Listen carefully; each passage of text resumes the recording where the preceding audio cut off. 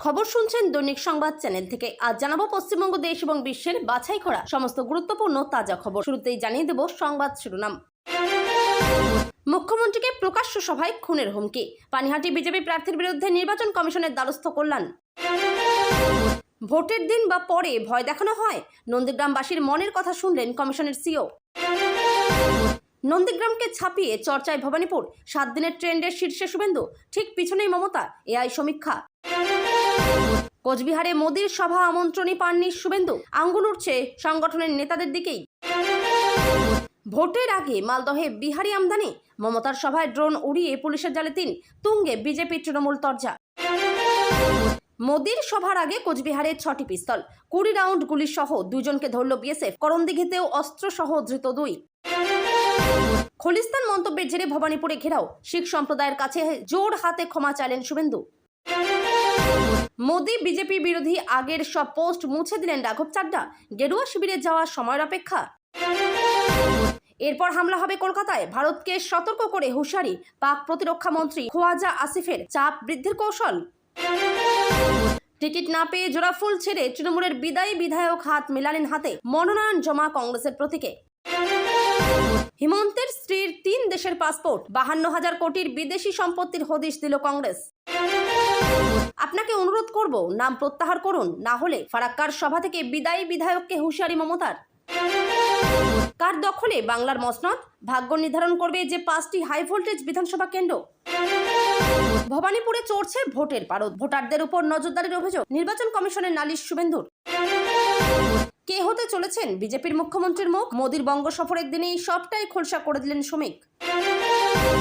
রাজারহাটে flat, মেদিনীপুরে বাড়ি জমি, কোটিপতি দিলীপ ঘোষ কত সম্পদের মালিক। রাতের শহরে টাকা পাচার, ভোটের মুখে নেতাজি নগরে উদ্ধার প্রায় 38 লক্ষ, তদন্তে আয়কর বিভাগ। শুভেন্দুর মনোনয়ন ঘিরে কেন অশান্তি, মুখ খুললেন মমতা, বললেন আমার পোস্টারে যখন থুতু দিচ্ছিলে। ভোটে আর ভয় নেই, নাম বাদ নিয়েও বড় স্বস্তির বার্তা সিওর। কি বললেন মনোজ কুমার?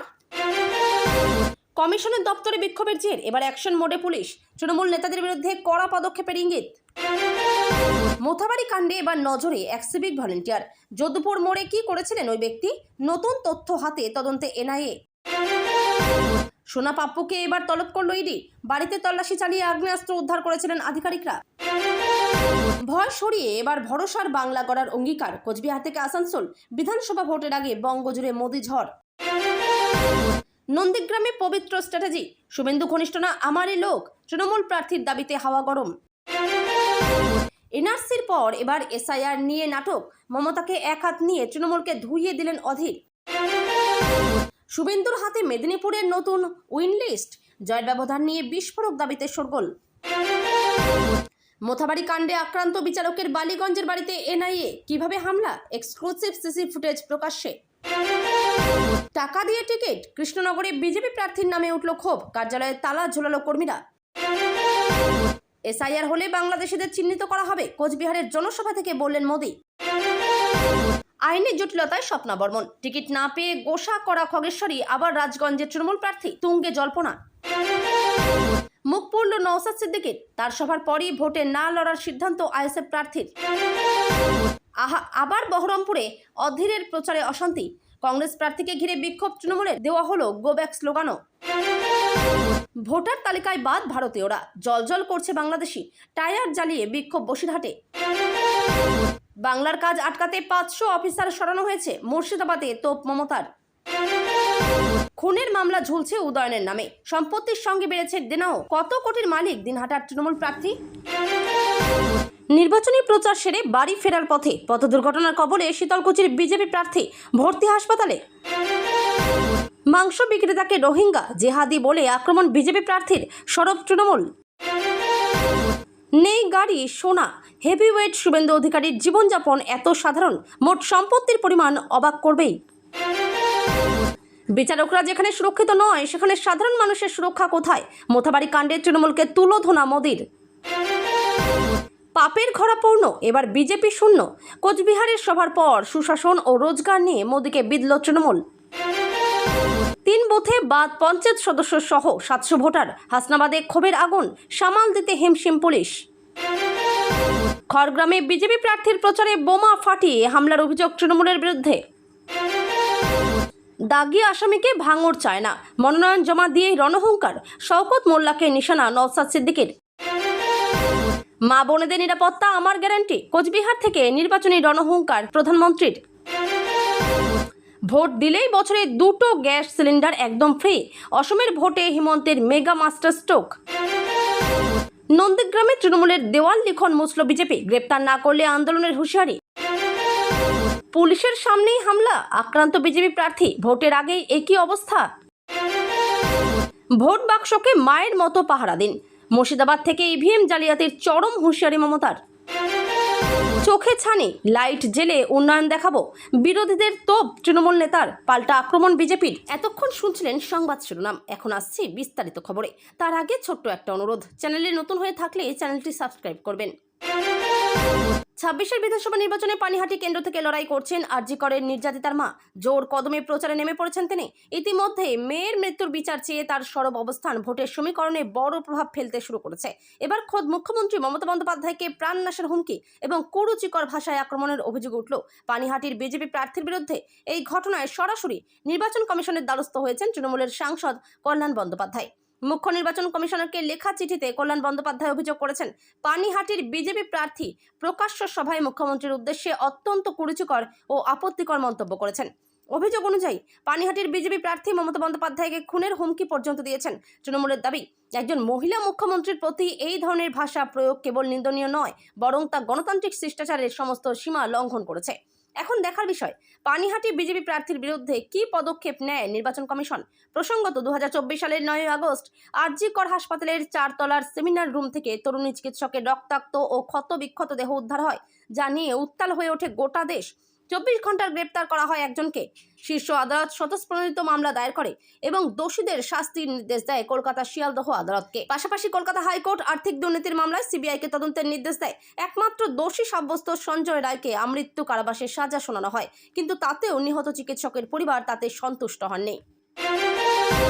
ঘরে বসে নয়, পরিস্থিতি বুঝতে একেবারে ময়দানে নেমে পড়েছেন মুখ্য নির্বাচনী আধিকারিক মনোজ আগরওয়াল। শনিবারই পূর্ব মেদিনীপুরের প্রশাসনিক এবং পুলিশের শীর্ষ আধিকারিকদের বৈঠক করেন তিনি। এরপরেই আজ রবিবার হাই ভোল্টেজ নন্দীগ্রামে পৌঁছে গেলেন মুখ্য নির্বাচনী আধিকারিক। ঘুরে দেখলেন সেখানকার স্পর্শকাতর বুথগুলি। শুধু তাই নয়, সাধারণ মানুষের সঙ্গেও কথা বলে পরিস্থিতি বোঝার চেষ্টা করেন মনোজ আগরওয়াল। জানতে চান ভোটের দিন এবং ভোটের পরে ভয় দেখানো হয় কিনা। আর তা বলতে গিয়ে মুখ্য নির্বাচনী আধিকারিকের সামনে কেঁদে ফেলেন এক মহিলা। এবার সন্ত্রাসমুক্ত ভোটের আশ্বাস দিয়েছে নির্বাচন কমিশন। এমনকি মানুষ শান্তিপূর্ণভাবে ভোট দিতে পারবেন বলেও আশ্বাস দেওয়া হয়েছে। কিন্তু ভোটের দিন ঘোষণার পর থেকেই রাজ্যের বেশ কয়েকটি জায়গা থেকে বিক্ষিপ্ত অশান্তির ঘটনা সামনে এসেছে। এমনকি কালিয়াচকের ট্রাইব্যুনালের কাজে গিয়ে বিচারকদের আটকে রাখার মতো ঘটনাও সামনে এসেছে, যা নিয়ে উত্তপ্ত রাজ্য রাজনীতি। এই পরিস্থিতিতে একেবারে ময়দানে নেমে পড়েছে কমিশন। এদিন নন্দীগ্রামে সাধারণ মানুষের কাছ থেকে কথা বলে পরিস্থিতি বুঝে নেওয়ার চেষ্টা করেন মনোজ আগরওয়াল। সেই সময় ওই মহিলার সঙ্গে কথা বলেন তিনি। কিভাবে ভোটের সময় সন্ত্রাসের মুখে তাদের পড়তে হয় সে বিষয়ে বিস্তারিত মনোজ আগরওয়ালকে জানান ওই মহিলা। আর তা জানাতে গিয়ে কান্নায় ভেঙে পড়েন। যদিও এবার যে পর্যাপ্ত নিরাপত্তা থাকবে সেই আশ্বাস দেন সিও। 2026-এর মহাযুদ্ধের দামামা বেজে গেছে। গত 7 দিনে বাংলার রাজনীতির প্রগতি প্রকৃতি কোন দিকে, মানুষ ইন্টারনেটে কোন আসন বা কোন নেতাকে নিয়ে সবচেয়ে বেশি আলোচনা করছেন, সংবাদ মাধ্যমের রিপোর্ট এবং সোশ্যাল মিডিয়ার ডিজিটাল ফুটপ্রিন্ট স্ক্যান করলেই উঠে আসছে এক চমকপ্রদ ছবি। লড়াইটা এখন আর শুধু নন্দীগ্রামে আটকে নেই, আলোচনার কেন্দ্রবিন্দুতে উঠে এসেছে ভবানীপুর। আর নামের নিরিখে সবাইকে টেক্কা দিয়ে শীর্ষে রয়েছেন শুভেন্দু অধিকারী, যার ঠিক পিছনেই নিঃশ্বাস ফেলছেন মমতা বন্দ্যোপাধ্যায়।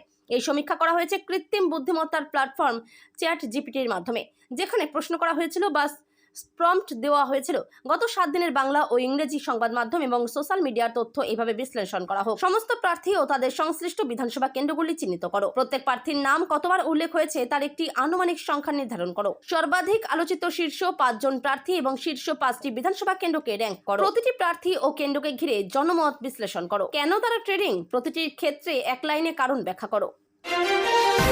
বঙ্গের ভোট প্রচারে প্রধানমন্ত্রী নরেন্দ্র মোদীর প্রথম জনসভার দিনই বিজেপির অন্দরের চোরা দ্বন্দ্ব প্রকাশ্যে চলে এলো। রবিবার কোচবিহারের রাসমেলা ময়দানে মোদীর প্রচার সভায় রাজ্য বিজেপির তাবড় নেতারা হাজির থাকলেও দেখা যায়নি শুভেন্দু অধিকারী, দিলীপ ঘোষকে। বিশেষত শুভেন্দুর অনুপস্থিতি নিয়ে প্রশ্ন উঠছে বিস্তর। গুঞ্জন শোনা যাচ্ছে কোচবিহারের সভার আমন্ত্রণই নাকি পাননি শুভেন্দু, আর তার নেপথ্যে দায়ী দলের সাধারণ সম্পাদক অমিতাভ চক্রবর্তী। যদিও শুভেন্দু এ নিয়ে কোনো প্রতিক্রিয়া দেননি। তিনি দিনভর নন্দীগ্রামে প্রচারে ব্যস্ত ছিলেন। প্রতিক্রিয়া মেলেনি দিলীপ ঘোষেরও। এর কারণ খুঁজতে গিয়ে জানা যাচ্ছে শুভেন্দুর কাছে নাকি মোদির সভার আমন্ত্রণ পত্রই পৌঁছয়নি। দলের সাধারণ সম্পাদক অমিতাভ চক্রবর্তীর ওপর এই ভার থাকে।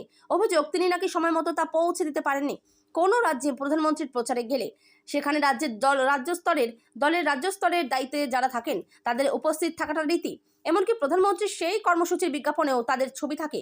এ রাজ্যে এই মুহূর্তে বিজেপি মুখ বলতে বিরোধী দলনেতা শুভেন্দু অধিকারী এবং রাজ্য সভাপতি শ্রমিক ভট্টাচার্য। ফলে মোদির সভায় তাদের উপস্থিতি কাম্য।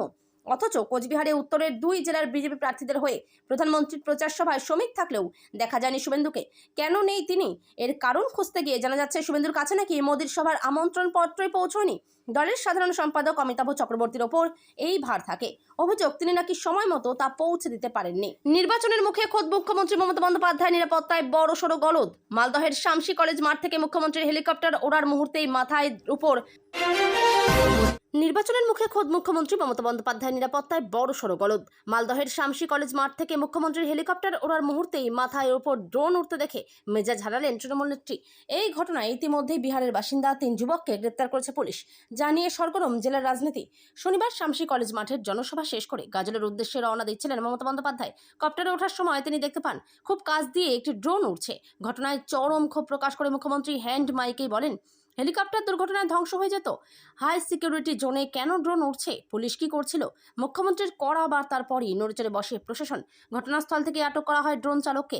পরে জেরা করে আরও 2 জনকে গ্রেপ্তার করে চাঁচল থানার পুলিশ। বিহার যোগ ও চাঞ্চল্যকর মোড়। ধৃত 3 যুবকের পরিচয় সামনে আসতেই দানা বেঁধেছে রহস্য। পুলিশ সূত্রে খবর, ধৃত অঙ্কিত কুমার পাসওয়ান, শ্রীকান্ত মণ্ডল ও নূর আক্তার প্রত্যেকেই বিহারের কাটিহার জেলার বাসিন্দা। ধৃতদের দাবি, তারা পেশাদার ভিডিওগ্রাফার এবং হরিশ্চন্দ্রপুরের তৃণমূল প্রার্থী মতিবুর রহমানের হয়ে সোশ্যাল মিডিয়া প্রচারের কাজ করতে এসেছিলেন। ভালো ফুটেজ পাওয়ার লোভেই নাকি তারা ড্রোনটি হেলিকপ্টারের কাছে নিয়ে গিয়েছিলেন। আজ কোচবিহারের জনসভায় ভাষণ দেওয়ার কথা প্রধানমন্ত্রী নরেন্দ্র মোদীর। তার আগেই নাকি আগ্নেয়াস্ত্র সহ দুষ্কৃতীকে ধরে বিএসএফ। রিপোর্ট অনুযায়ী কোচবিহারের চ্যাংরাবান্ধায় শনিবার মধ্যরাতের পরে নাকা চেকিং চলাকালীন 2 জনকে ধরে বিএসএফ। সেই দুষ্কৃতীদের কাছ থেকে মিলেছে 6টি দেশি পিস্তল ও 20 রাউন্ড কার্তুজ। ঘটনায় আটক 2 জন মেখলিগঞ্জ থেকে অস্ত্র নিয়ে আসছিল বলে জানা গিয়েছে। এই 2 জনকে ধরে পরে পুলিশের হাতে তুলে দেয় বিএসএফ। এর আগে উত্তর দিনাজপুরের করণদিঘি থেকে আগ্নেয়াস্ত্র সহ 2 জনকে গ্রেপ্তার করেছিল পুলিশ। শুক্রবার গভীর রাতে করণদিঘির 12 নম্বর জাতীয় সড়কের বড় শহর এলাকা থেকে মনোয়ার ও মিসবাউল হক নামে 2 দুষ্কৃতীকে ধরা হয়েছিল। ধৃতদের কাছ থেকে একটি তাজা কার্তুজ ও একটি দেশি পিস্তল উদ্ধার করা হয়েছিল। এদিকে কয়েক সপ্তাহ আগে বাংলা অসম সীমান্তেও অস্ত্রসহ দুষ্কৃতী ধরা পড়েছিল নাকা চেকিংয়ে। সেই ঘটনায় গ্রেপ্তার করা হয়েছিল 3 জনকে। তাদের থেকে উদ্ধার করা হয়েছিল একটি রিভলভার এবং 25 রাউন্ড তাজা গুলি। ওই আগ্নেয়াস্ত্রটির অরুণাচল প্রদেশের বাসিন্দা ইন্দু দেবীর নামে একজনের লাইসেন্সড করা ছিল। ধৃতদের কাছ থেকে 20,000 টাকা উদ্ধার করা হয়েছিল। উল্লেখ্য, ভোট এলেই আগ্নেয়াস্ত্রের চাহিদা বেড়ে যায় রাজ্যে। এই আবহে উত্তরবঙ্গে, বিশেষ করে কোচবিহারে অস্ত্র উদ্ধার করার ওপর বিশেষ নজর দিয়েছে পুলিশ। পশ্চিমবঙ্গের সঙ্গে অসমেও নির্বাচন অনুষ্ঠিত হবে। ভবানীপুরের ভোটযুদ্ধ আরও জমজমাট। বিরোধী দলনেতা এই কেন্দ্রের বিজেপি প্রার্থী হয়ে লড়ছেন মুখ্যমন্ত্রী মমতা বন্দ্যোপাধ্যায়ের বিরুদ্ধে। ফলে এমনিতেই কেন্দ্র সবচেয়ে হাই ভোল্টেজ সন্দেহ নেই। নির্বাচনে একাধিক ইস্যু রয়েছে, তার মাঝে ফের মাথাচাড়া দিয়ে উঠল খলিস্তান মন্তব্য নিয়ে বিতর্ক। বছর 2 আগে এক শিখ পুলিশ আধিকারিকের উদ্দেশ্যে খলিস্তান বলেছিলেন শুভেন্দু অধিকারী। তার জেরে ভবানীপুর প্রচারে গিয়ে বিক্ষোভের মুখে পড়তে হয় তাকে। শনিবার তিনি প্রচারে গিয়ে শিখ সম্প্রদায়ের কাছে হাত জোর করে ক্ষমা চেয়ে নিলেন বিজেপি প্রার্থী শুভেন্দু অধিকারী। ঘটনার সূত্রপাত 2024 সালে। নারী নির্যাতনের অভিযোগে উত্তপ্ত সন্দেশখালীতে প্রতিবাদ কর্মসূচি ছিল রাজ্য বিজেপির। সেখানে যাওয়ার পথে বাধা পান শুভেন্দু অধিকারী সহ রাজ্য বিজেপির নেতারা। পুলিশের সঙ্গে কথা কাটাকাটি হয়। অভিযোগ, এ সময় শিখ সম্প্রদায়ের পুলিশ অফিসার জশপ্রীত সিং এর উদ্দেশ্যে শুভেন্দু অধিকারী খলিস্তান বলে মন্তব্য করেন। এ নিয়ে রাজ্য রাজনীতিতে অশান্তির জল গড়িয়েছিল বহুদূর। রাঘব চাড্ডা বিজেপিতে যেতে পারেন বলে জল্পনা বাড়ছে। সেই আবহে আরও ধারালো আক্রমণে নামল আম আদমি পার্টি। নরেন্দ্র মোদী এবং বিজেপির নিন্দা করে আগে যত পোস্ট করেছিলেন রাঘব, তিনি সেগুলি সব সরিয়ে নিয়েছেন বলে দাবি এএপি নেতা সৌরভ ভরদ্বাজের। বেশ কিছু স্ক্রিনশটও পোস্ট করেছেন সৌরভ, যাতে তিনি জানিয়েছেন কেন্দ্রীয় সরকারের সমালোচনা করে যত পোস্ট ছিল সব সরিয়ে নিয়েছেন রাঘব। সোশ্যাল মিডিয়ায় সৌরভ লেখেন, রাঘব চাড্ডা নিজের সোশ্যাল মিডিয়ার টাইমলাইন পুরো পরিষ্কার করে ফেলেছেন। মোদি এবং বিজেপিকে নিয়ে সমালোচনামূলক যাবতীয় পুরনো পোস্ট গায়েব হয়ে গিয়েছে। আমি গোটা অ্যাকাউন্ট খুঁটিয়ে দেখলাম, বিজেপি মোদির মতো কিওয়ার্ডস দিয়েও খুঁজলাম আমি। আগের সমালোচনামূলক কোনো পোস্টই আর নেই। দিন দুয়েক আগে এক সাক্ষাৎকারে আসিফ বলেছিলেন, ভারত যদি মনে করে তারা আমাদের দেশে ঢুকে কাউকে মারবে তবে আমরা চুপ থাকবো না। এবার আরও কিছুটা সুর চড়ালেন তিনি। পাকিস্তানের নিশানায় কি এবার কলকাতা? পাক প্রতিরক্ষা মন্ত্রী খোয়াজা আসিফ তেমনই ইঙ্গিত দিলেন। সাংবাদিকদের সঙ্গে কথা বলার সময় তিনি স্পষ্ট জানিয়ে দিলেন, ভারত যদি ভবিষ্যতে কোনো মিথ্যা অজুহাতে পাকিস্তানে অভিযান চালায় তবে আমরা তা কলকাতা পর্যন্ত নিয়ে যাব। ভারতের সঙ্গে পাকিস্তানের সম্পর্ক তলানিতে ঠেকেছে। গত বছর কাশ্মীরের পহেলগাঁওয়ে জঙ্গি হানার পর দুদেশের সম্পর্কের অবনতি ঘটেছে। আরও ওই সন্ত্রাসী হামলায় হাত রয়েছে পাকিস্তানের, এমনই অভিযোগ তুলে সিঁদুর অভিযানের মাধ্যমে প্রত্যাঘাত করে নয়াদিল্লি। গত বছর মে মাসে ভারত পাকিস্তানের মধ্যে 4 দিন সংঘর্ষ চলে। পরে সংঘর্ষ বিরতি চুক্তির মাধ্যমে সংঘাতে ইতি পড়লেও উত্তেজনা এবং সম্পর্কের টানাপোড়েন অব্যাহত। সংঘর্ষ বিরতির পর পাকিস্তানের বিরুদ্ধে একাধিক পদক্ষেপ করেছে ভারত। শুধু তাই নয়, প্রধানমন্ত্রী নরেন্দ্র মোদী থেকে শুরু করে ভারতের বিভিন্ন মন্ত্রী বারবার সন্ত্রাস বিরোধী অভিযানের কথা বলেছেন। কখনো সরাসরি পাকিস্তানের নাম নিয়ে, আবার কখনো পরোক্ষভাবে নয়াদিল্লি বুঝিয়ে দিয়েছে ভারত আর রক্ষণাত্মক ভূমিকা নেবে না। ফারাক্কায় প্রার্থী হিসেবে কংগ্রেস মহতাব শেখের নাম ঘোষণা করলে অতিরিক্ত ভোটার তালিকায় দেখা যায় তার নাম বাদ পড়েছে। মহতাবের পরিবারের অন্য সদস্যদের নাম থাকলেও তার নামই তালিকা থেকে বাদ পড়েছে। মুর্শিদাবাদ জেলার ফারাক্কা বিধানসভার রাজনীতিতে নাটকীয় মোড়। তৃণমূলের বিদায়ী বিধায়ক মনিরুল ইসলাম এবার জোড়াফুল শিবিরের টিকিট পাননি। কংগ্রেস যাকে প্রার্থী করেছিল তার নাম বাদ পড়েছে অতিরিক্ত ভোটার তালিকা থেকে। এই পরিস্থিতিতে অভিমানী মনিরুল কংগ্রেসে যোগ দিয়ে ফারাক্কা বিধানসভা আসন থেকে ওই দলের টিকিটে শনিবার মনোনয়নপত্র জমা দিলেন। ফারাক্কায় প্রার্থী হিসেবে কংগ্রেস মহতাব শেখের নাম ঘোষণা করলেও অতিরিক্ত ভোটার তালিকায় দেখা যায় তার নাম বাদ পড়েছে। মহতাবের পরিবারের অন্য সদস্যদের নাম থাকলেও তার নামই তালিকা থেকে বাদ পড়েছে। এই ঘটনায় ক্ষুব্ধ মহতাব কলকাতা হাইকোর্ট হয়ে সুপ্রিম কোর্টের দ্বারস্থ হন। শীর্ষ আদালতের নির্দেশ, 6 এপ্রিলের মধ্যে ট্রাইব্যুনালে আবেদনের ভিত্তিতে এই প্রক্রিয়ার নিষ্পত্তি করতে হবে।